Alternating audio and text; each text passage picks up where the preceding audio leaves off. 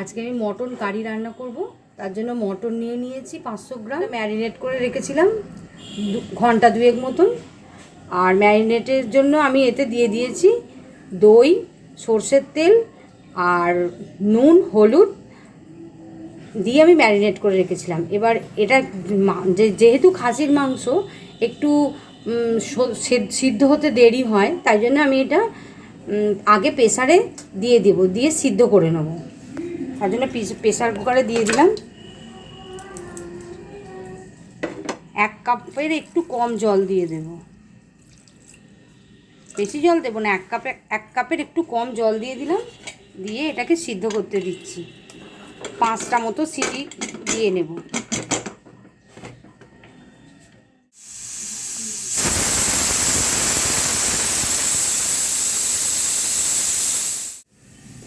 কড়াই এসে গেছে।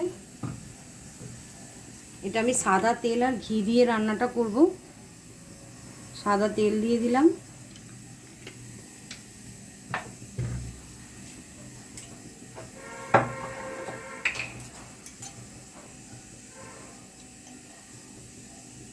এক চামচ মতন ঘি দিয়ে দিচ্ছি।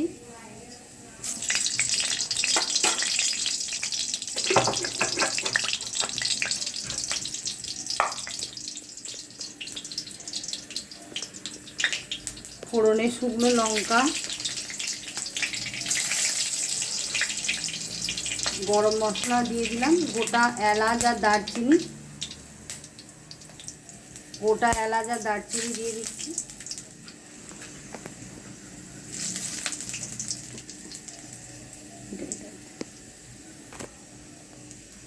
দুটো পেঁয়াজ বড় সাইজে কেটে রেখেছিলাম দিয়ে দিচ্ছি।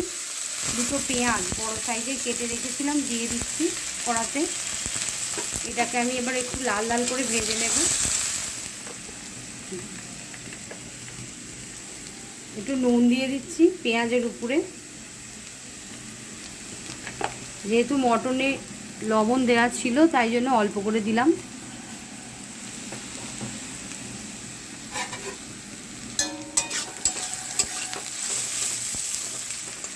পেঁয়াজটা লাল লাল হয়ে আসছে ভাজা। এবার এর মধ্যে আমি আদা রসুন পেস্ট করা ছিল 2 চামচ 3 চামচ মতো দিয়ে দিচ্ছি। সবটাই দিয়ে দিলাম।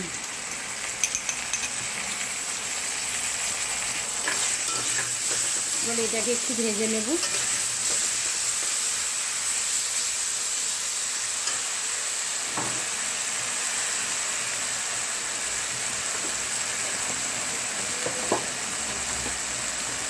এর মধ্যে হলুদ গুঁড়ো দিয়ে দিচ্ছি 1 চামচ, লঙ্কা গুঁড়ো দিচ্ছি 1 চামচ,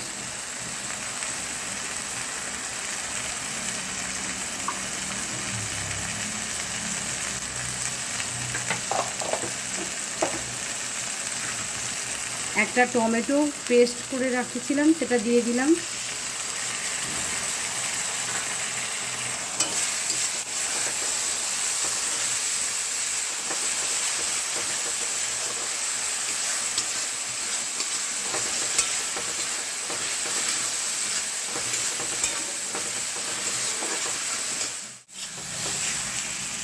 মশলাটা কষানো হয়ে গেছে, তেল ছেড়ে দিয়েছে। এবার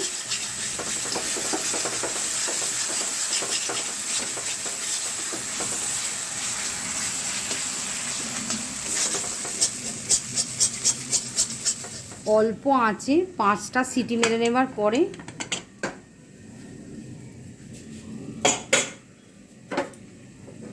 মটনটা এই অবস্থায় আছে। হ্যাঁ, মটনটা এবার সেদ্ধ হয়ে গেছে। এবার এই কড়ার মধ্যে মটনটা দিয়ে দেবো আস্তে আস্তে করে।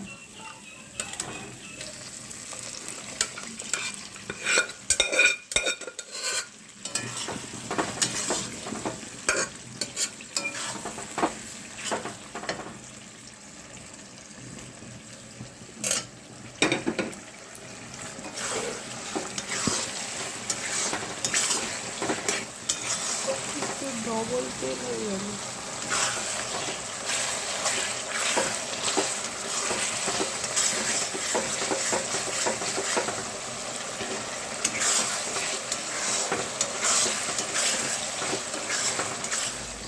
অল্প একটু চিনি দিয়ে দিলাম।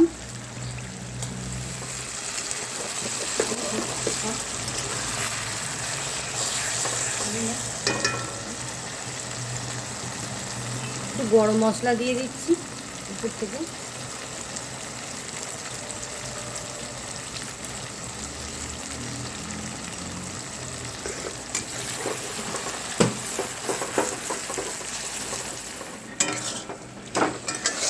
Mutton curry ready. এটা আপনারা ভাত বা রুটি যে কিছুর সঙ্গে ট্রাই করে দেখবেন, ভালো লাগবে।